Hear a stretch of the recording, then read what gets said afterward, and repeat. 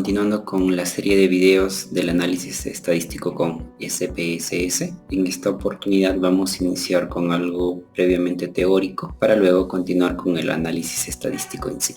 Entonces vamos a ver algunos conceptos importantes respecto a lo que venía a ser una prueba de hipótesis. En este caso estamos refiriéndonos a todos los test estadísticos dentro de lo que viene a ser estadística básica y no estadística avanzada. Entonces lo primero que tenemos que tener en cuenta es que todo trabajo de investigación, sea protocolo que vaya a ser un artículo de investigación o que vaya a ser un trabajo de tesis para titulación, siempre tiene que tener una hipótesis general y adicionalmente hipótesis específicas.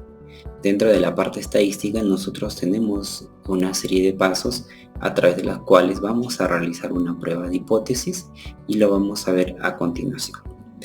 Primero, ¿qué cosa es una hipótesis? Es una afirmación tentativa acerca de una realidad determinada, acerca de una realidad establecida. Entonces, estas hipótesis, estas afirmaciones que se puedan acerca de una realidad observada, tienen que ser comprobadas. Y de ahí nace el término hipótesis científica, ya que esta hipótesis, esta afirmación tiene un interés científico y es que el resultado final verdaderamente puede aportar y mejorar cierta problemática abordada, ¿no? Entonces estas hipótesis se van a expresar en términos en que son comprensibles, a su vez que sean rigurosos y también términos concretos, ¿no? Que nos hayan a entender verdaderamente qué cosa se puede o qué cosa se quiere comprobar. Y vamos a ver acá que las hipótesis se van a someter ¿a qué? A una prueba estadística para determinar si verdaderamente esta hipótesis que estoy planteando se acepta o se rechaza. Entonces vamos a ver acá que una prueba de hipótesis viene a ser un procedimiento netamente estadístico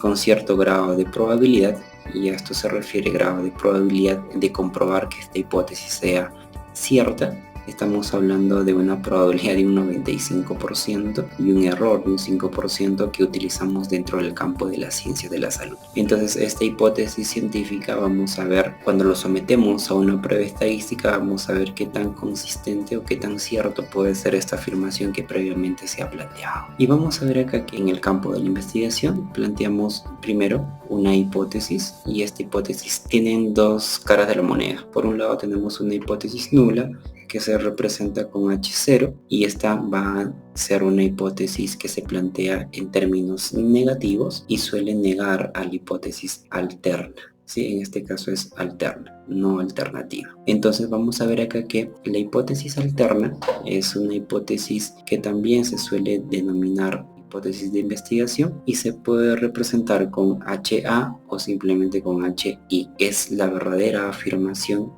acerca de una problemática observada, mientras que esta afirma un supuesto que estamos planteando, la hipótesis nula va a negar. Entonces tenemos que tener en cuenta también el nivel de significancia. Este nivel de significancia se refiere a aquel error que nosotros vamos a permitir a lo largo del análisis estadístico, y nosotros vamos a tener en cuenta que este error debe de ser bajo.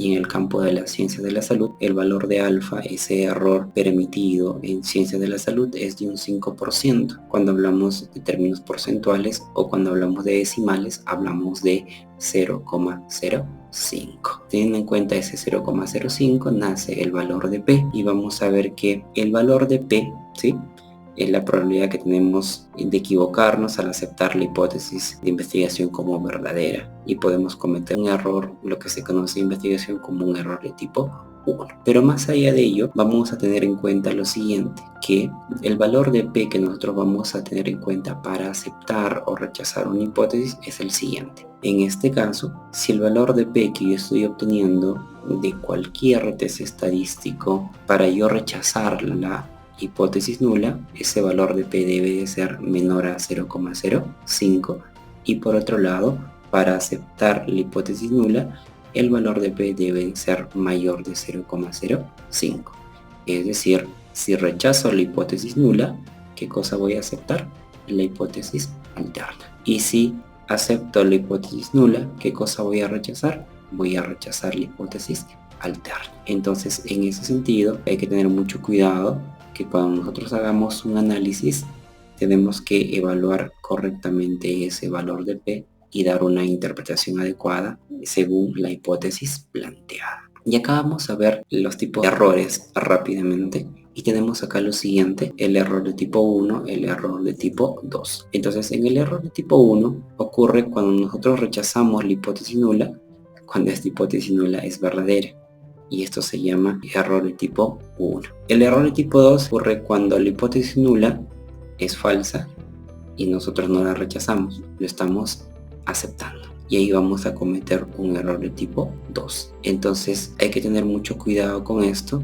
Y por eso es muy importante, ¿qué cosa? Es muy importante realizar un testeo previo de los datos que yo voy a analizar, y adicionalmente a ello se pide o se sugiere estadísticamente que tengan una muestra suficiente. Una muestra suficiente, existen muchos parámetros a través de los cuales algunos autores mencionan que un n suficiente es un n por encima de 30, o de 30 a más, pero desde mi experiencia yo siempre recomiendo, y desde el conocimiento que tengo, es que para tener un n suficiente para mí se considera a partir de 100 en adelante. Es decir, teniendo una muestra de 100 en un estudio X, yo me aseguro que estos resultados verdaderamente puedan representar la realidad. Entonces ahí esa situación, por ejemplo, puede llevar a cometer un error de tipo 1 o un error de tipo 2. Y obviamente existen otras técnicas también de muestreo que se pueden utilizar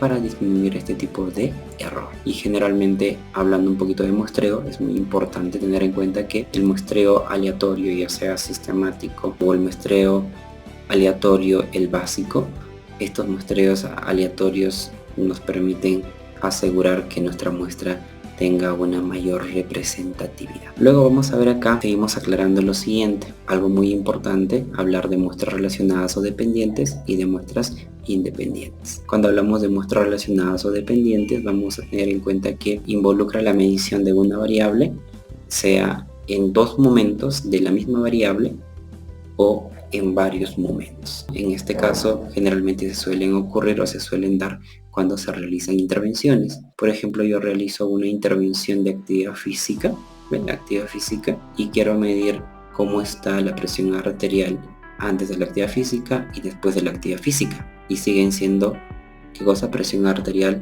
del mismo grupo de personas que iniciaron y al final.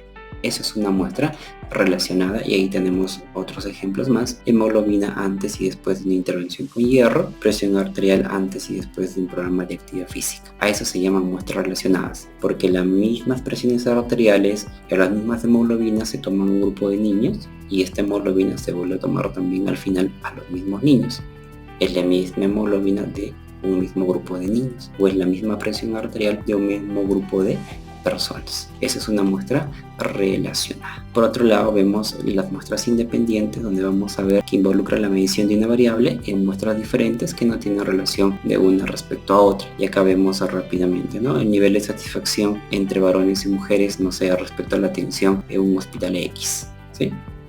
No tiene nada que ver la satisfacción de las mujeres con la satisfacción de los varones, porque es netamente independiente, ¿no? No puedo decir que esta mujer tiene su parcito el varón y tengo la satisfacción de ambos lados. No es así, porque cada persona tiene una distinta percepción, una distinta forma de percibir la satisfacción. Por otro lado, tenemos también la presión arterial en adultos y en adultos mayores. Entonces, esta presión es diferente en adultos mayores, y no son tomas iguales de un mismo grupo como ocurría en el caso anterior de las muestras relacionadas. Teniendo en cuenta esto, es muy importante aclarar esto, debido a que para aplicar algunos test estadísticos yo tengo que tener en cuenta estos criterios de cuándo es una muestra independiente y cuándo es una muestra dependiente.